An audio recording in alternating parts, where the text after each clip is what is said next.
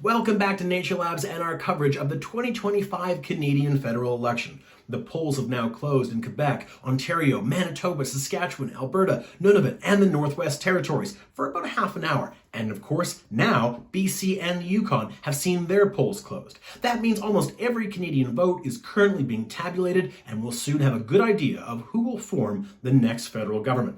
But for the time being, these vote totals we're seeing on the screen, they're still relatively new. Only a few polling stations reporting from a few ridings across this major swath of our country. And as we discussed earlier, when you've only got a little bit of data, that data isn't necessarily good enough to say that these are definitive wins for each of the political parties. That means there would be a lot of flux still to happen as the night continues. But we are beginning to see a few trends, and part of that emanates from what we've seen in Atlantic Canada. Because those polls have been closed for quite a bit now, the vote totals are becoming more stable. They're becoming more robust in terms of the data that we can see. And what we can see so far is the Conservatives are outperforming what the polls suggested they would do, at least in the Maritime provinces. There's a couple of reasons for that. As we discussed earlier today, it's possible the tragedy on Saturday night in Vancouver altered the ballot question, at least for some voters, from Trump and cost of living to issues of crime and safety. If you spend any time in almost any corner of the country, the opioid crisis is a real thing, and that latest development of the tragedy in Vancouver could have altered people's perceptions of the issue and brought that issue home in a different way. It's possible. We don't know yet, still very early. The other reason the Conservatives might be outperforming the polls, again, at least in Atlantic Canada, might be because of their advantage they had coming into this campaign.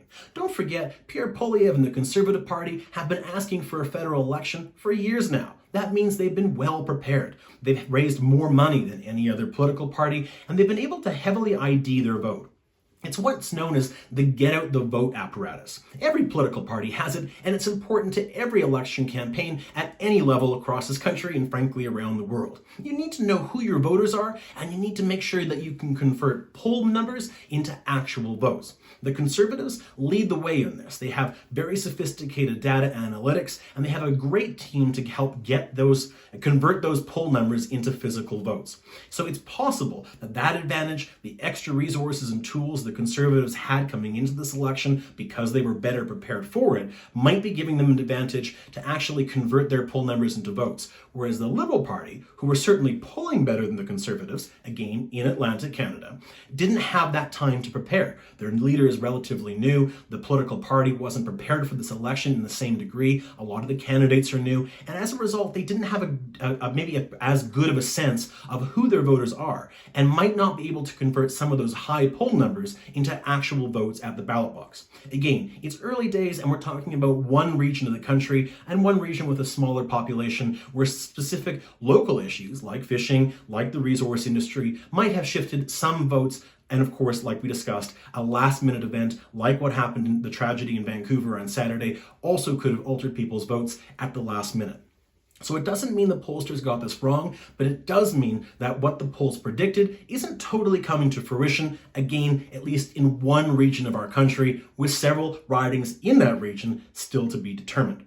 But as what's happening in terms of Quebec, of course, we discussed earlier, that's going to have a major say in terms of whether it's a majority or minority government for either party, and the Bloc Québécois are currently doing quite well, but not doing as well as they did in the last election. But that could still change because, again, not that much data is coming in from Quebec yet. Ontario, it's of course the big prize in this election. It's the biggest province with the most ridings and the most votes up for grabs.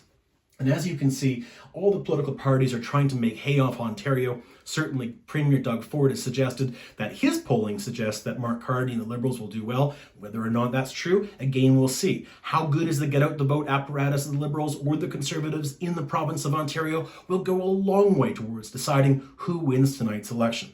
Of course, the prairie provinces are going to heavily go towards the Conservatives, no matter how good each other side's voter ID abilities actually are. But again, the Liberals stand to make some ground in Alberta and possibly even Saskatchewan and hold their own in Manitoba. And if that happens, that will go a long way towards securing a Liberal victory. So still a lot to be decided tonight, but that's a bit of insight into how to understand the numbers you see before you and what it might all mean at the end of the night. But as the votes get tallied, we'll be here to help contextualize what we learn.